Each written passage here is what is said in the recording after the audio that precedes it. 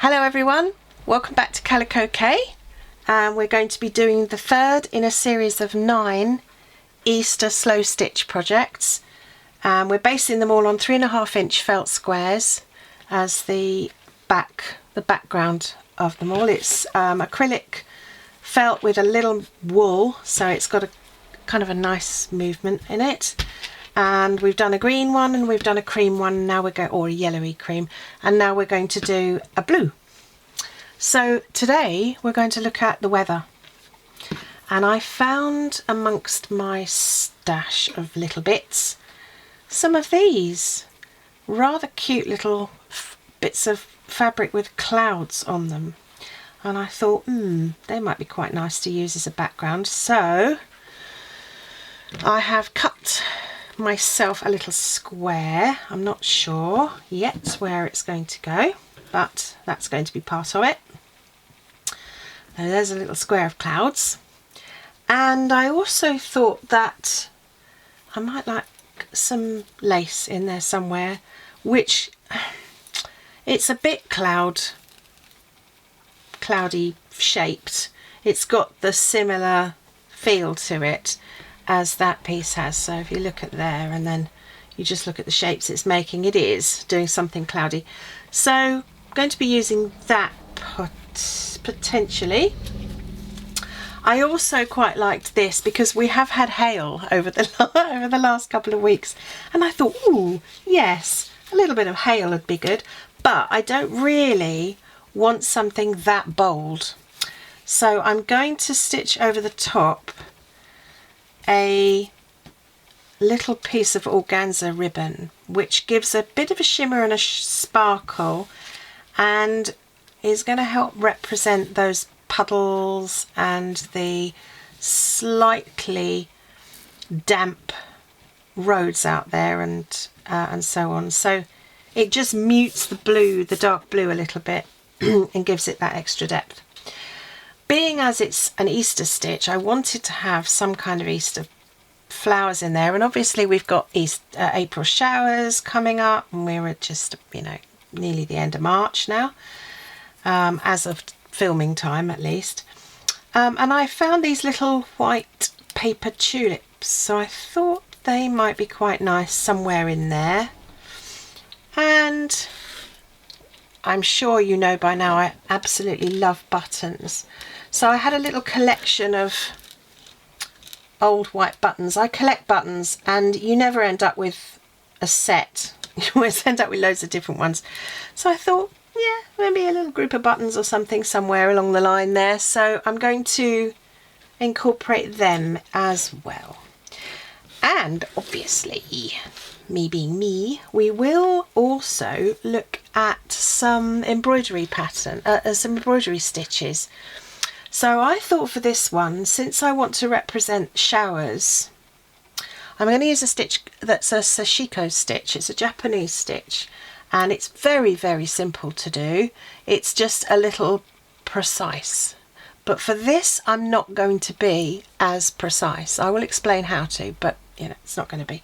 So I'm going to show you how to do it. The tutorial for it will be in the embroidery playlist, and I'm doing sets of embroidery videos, so you'll find a hooped instructional video there, but you'll see what to do here.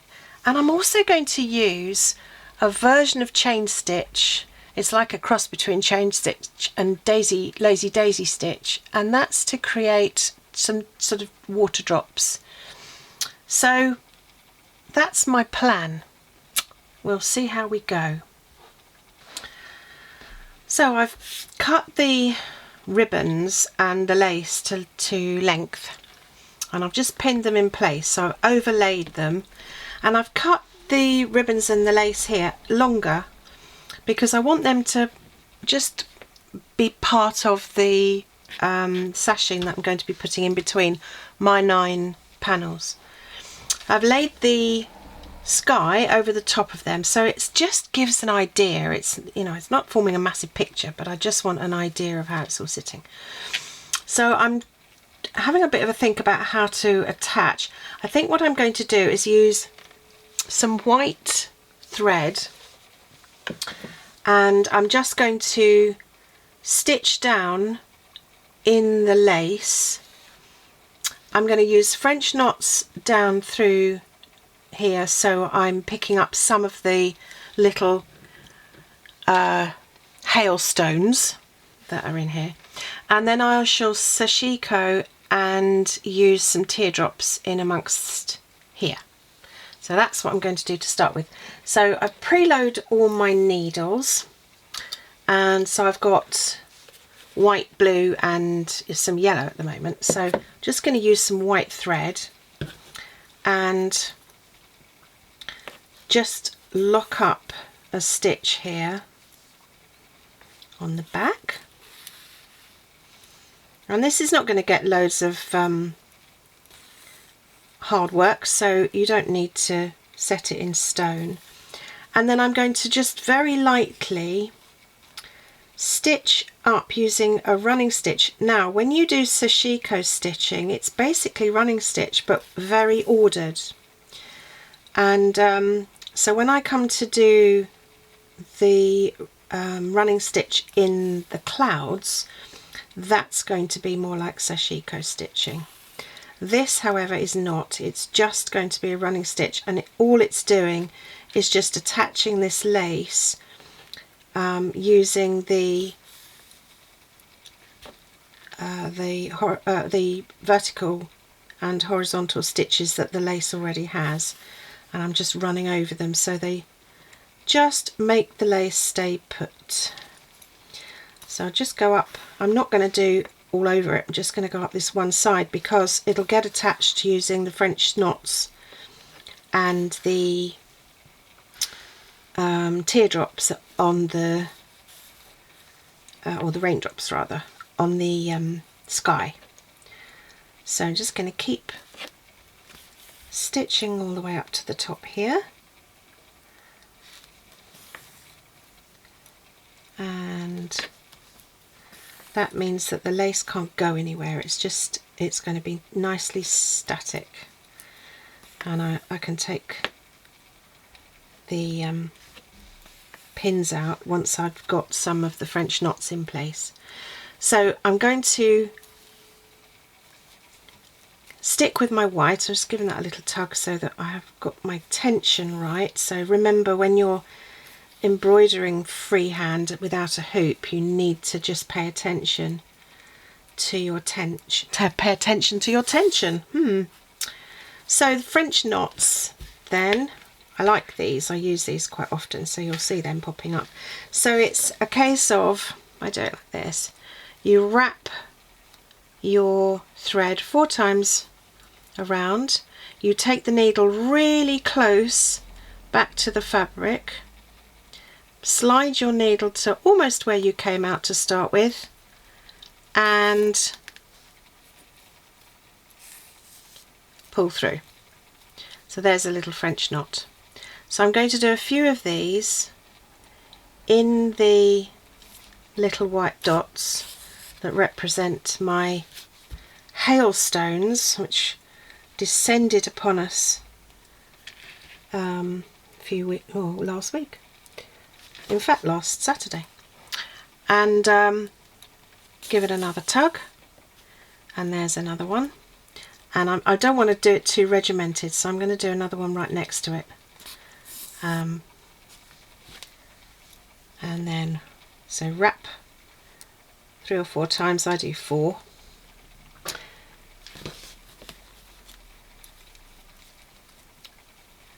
And then just give it a pull, and there's your 3rd one.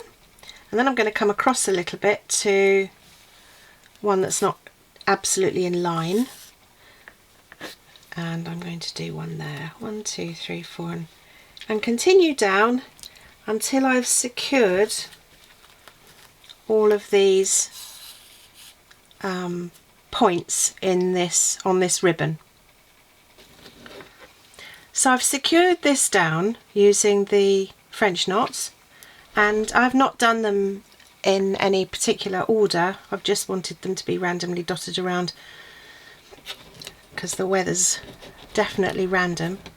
Oh, can't pick my needle up now.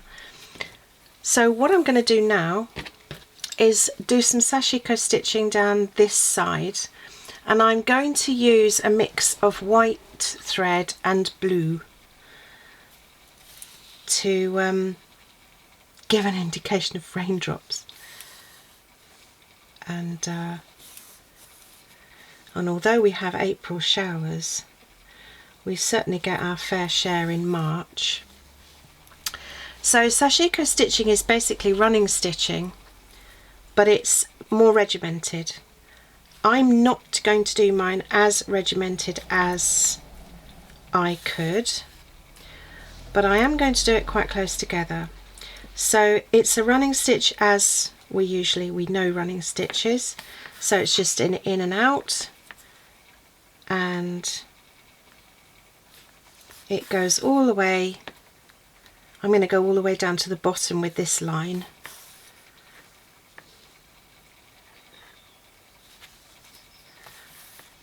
We've just adopted a budgie, and he absolutely loves watching the raindrops coming down the window.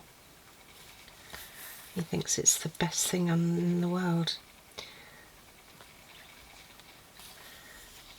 If you follow us on our Facebook page, you'll see photos of him, because when I was editing last week, he decided to help me. So the next line I'm going to do, so that's just, and as you can see, I haven't done it terribly straight, and it doesn't really matter, because in slow stitching we all know that you don't have to be precise or accurate if you don't want to be. But you can if you want to, and you want to follow very straight lines. Then use a friction pen and a ruler, draw yourself some lines that you can follow, and that will mean that you'll stay on those tram lines. And then with a friction pen, they're heat sensitive, so you just hold an iron over it, and the marks will completely disappear. So they're very useful. And now I don't want to go up and down in the same way, so I'm going to miss a stitch at the bottom, and I'm going to just follow the line that I've already done. So I'm going to stitch level with the stitches that I've already made. Got a dog hair there. And come back up to the top. What this stitch does is it actually creates a little bit of stiffness in fabric. I've used it to fix you know, sometimes you get your good old jeans and the denim starts to get a bit thin, and Sashiko stitching is quite a good way of actually putting integrity back in. So I'm going to miss a line because I want a blue line next, but while I've still got the white thread, I'm just going to come across, and I'm going to follow the stitch line again down, but leave a gap for my blue thread. So again, I'm still coming down the same lines,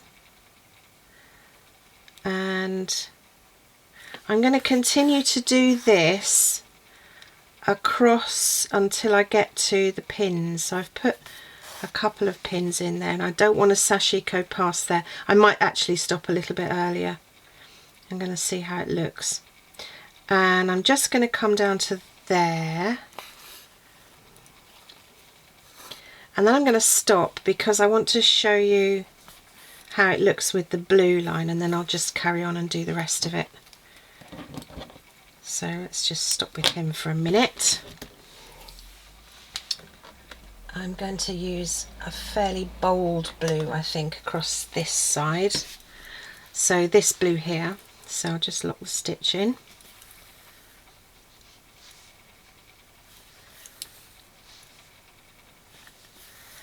And I'm going to carry on where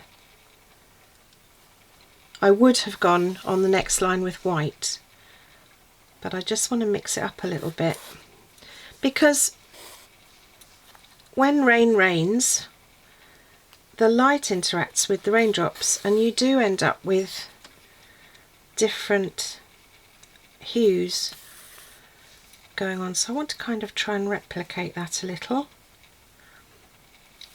You know what I'm like for trying to bring nature into everything I ever do. And I'm going to take that one right down to the bottom. I'm actually going to go over that bottom line and I'm going to carry on into the felt. Just a little. So can you see, if I hold it up the right way it would help, can you see it's beginning to create what looks like falling rain? So I'm going to carry on doing that. I'm going to fill in those gaps and then we'll add the little teardrop raindrops. So I finished the Sashiko style stitching and it gives an idea of little raindrops. I quite like that. The other thing that Sashiko does is it stiffens fabric up. So there's quite a lot of difference between the mobility of this side and the mobility of this side. So it's an added texture and I love different textures when I'm working. So what we're going to do now is just add some little raindrop teardrops, and I'm going to use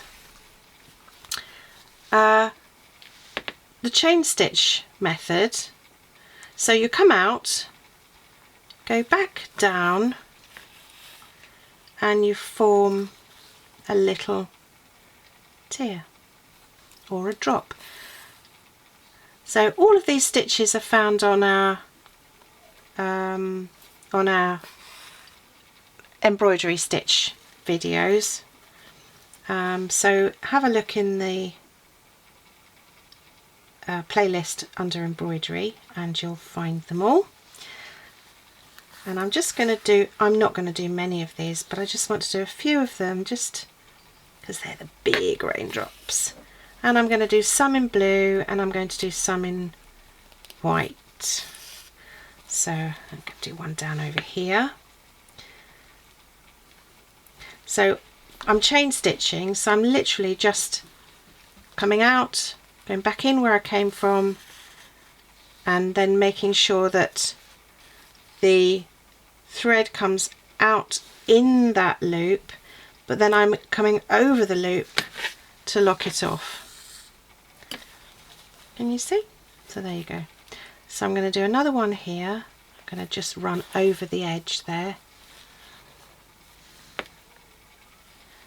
And out I come again, form a loop and lock off.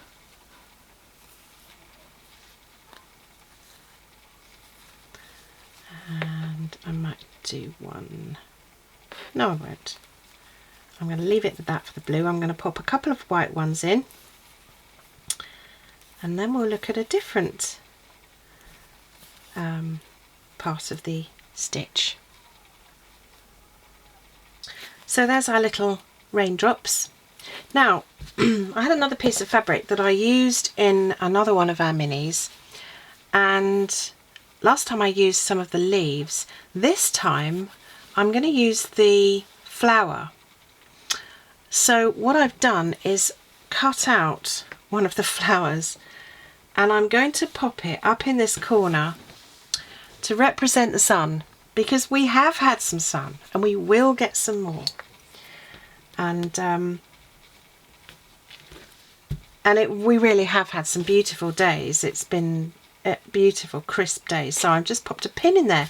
What I'm going to do is, with some different yellows, I'm just going to create some sunbeams. So locking stitch again in the back. I've popped a pin in it for now, but the pin won't stay there for long. And then I'm going to come out somewhere in here and do a nice big long stitch, and then I'm going to come out again further away and do a long stitch out there, and then I'll come out here somewhere. Oops, be careful of your tension, and see what I did there. And then I'm just going to do a little short stitch here, and then I'm going to come into the center here. That comes through all of the layers, and do a really nice big long stitch out there, and another one here, short stitch. So what I'm doing is adding sun rays to the image that I'm creating, because when you have really good short sharp showers, you generally have the most incredible light afterwards, and there is nothing more fantastic than a blue black dark cloud, and then somewhere there's some sun, and you get the most incredible light. And this time of year I would normally be hoofing off to do photography workshops as well. But I haven't been able to teach anything like that for a year, so I'm looking forward to getting back out there again and doing that at some point soon, hopefully. So I'm going to do one more here, and then that's about the limit of that thread. And then I'm going to change colour to a much paler yellow, almost a cream. You see, so it's much paler than the other one. And lock off there, do a couple, and then I'm just going to go in between the stitches that I've already done and play with those sun rays.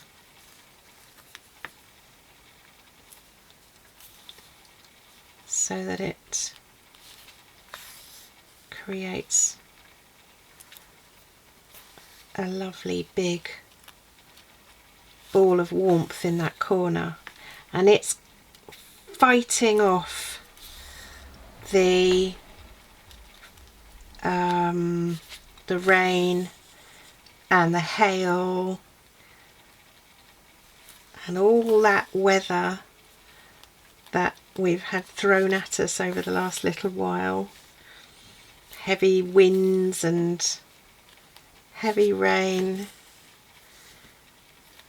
and I got soaked walking my dog the other day, and we thought that the rain had stopped and I left the house in the dry, and when we got down to the fields it just threw it down. And my silly dog was jumping up and down trying to catch the raindrops. I'm going to take that one underneath that raindrop just to give it a little bit of depth. Can you see? So it's slid underneath. So the rain's winning, but not really. And there we go. So my sun is now projecting out over my stitch. And in doing so, it has stabilised the lace underneath as well, so it does a double job. And then if you can see areas where you think, yeah, I'd quite like a longer stitch here, or I'd quite like a shorter stitch in there, just add. This is quite a nice one to just keep popping them in. I'm going to go underneath that one there. And out there somewhere. I think that's enough for now. What do you think? So there's my sun. I might add a few more in on that one, but you get the idea. So there you go. There's the sun. I think it needs a few more up there, to be fair. But we'll leave it alone for the moment. So there's the sunshine, and now what does the rain and the sun do? They make flowers. So what I've done is trimmed down the bases of these little tulips, and I think actually let's crisscross them over. That would look quite cute. And they're on wire, so they're fairly rigid already, and I think I'm going to just pop them in somewhere in that little gap there. Yeah, I think that looks quite good. Now I would normally use a method called couching to attach long stems, but I think in this case, because they're already on wire, they will stay put. So I'm just going to secure them in the centre, and then I'm going to add our little buttons in somewhere down in the bottom here. So I'm going to secure these in, and then we'll have a look at where we add the buttons in. And so let's do that. So I'm going to secure them. Actually, I think I'm going to secure them using some green, because I don't really want, I think I'm going to do them individually actually. So let's just do a lock stitch in the back. I'll show you how to do this. Off you go. I'm going to lose them on the floor. So I'm just going to hold that in place just with my fingers and come up here, and then I'm just going to do a securing stitch just to hold that in place. Now I think actually, having said I won't couch, I'm just going to couch up a little bit on here just to make sure that it doesn't stray off anywhere.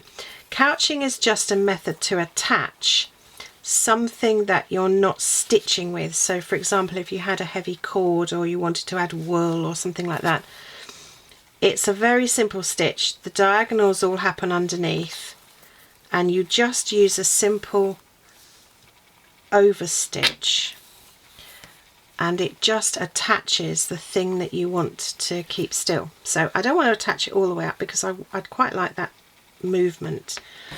So that's that one in.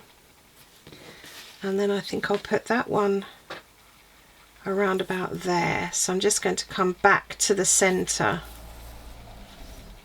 and stitch over the top of that one, and then give that one a couple of just little stabilising stitching here. It doesn't need a lot, but I don't want it to disappear. So that's that one stabilised, and then I'm going to pop this one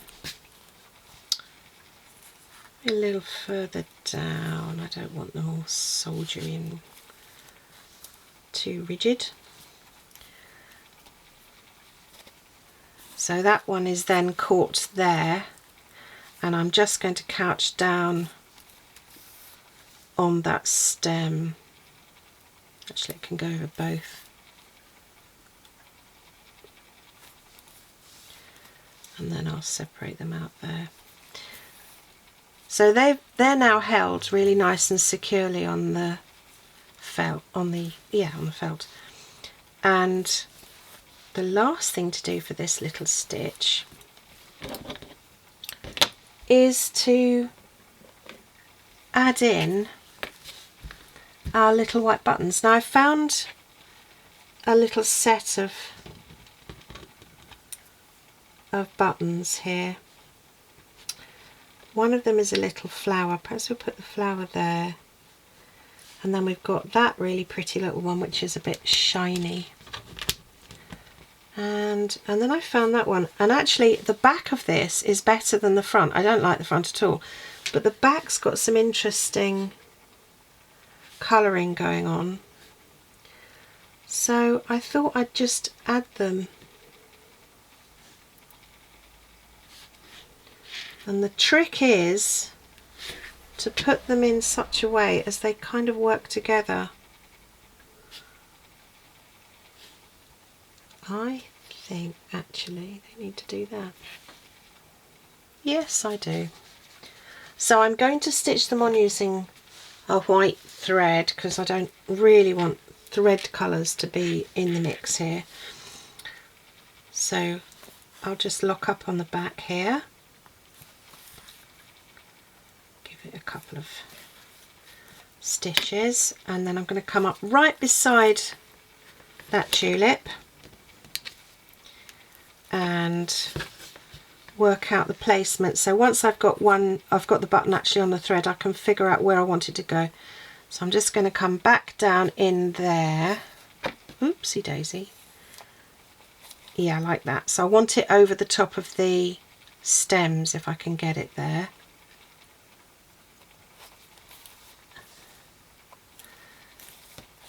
So it looks as if they're actually being held by the button, although we know they're not because I've just couched them in place. So there is the little button. There's that one. So I'm just going to do a securing stitch at the back just to stop it from being loose at all. And then this shimmery silvery one, where did I want that? This is why you take photographs. There, okay, I like that one there. So up through the hole in the button, figure out where you actually want it to sit, and then use the second hole to position. The same as you would if you were sewing something on a shirt. And then over here for the little flower button, I'm going to give that a little bit of space. And then just secure that down like that. And then we'll just lock off the back and we'll call that one finished. I may add a little bit more to the sun, I may not. So there's our little Easter weather square. I hope you've enjoyed it. Thank you very much for watching and spending some time with us again, and I hope it's inspired you to make a stitch of your own, and I'll see you when we do in the next one, number 4. Bye, take care.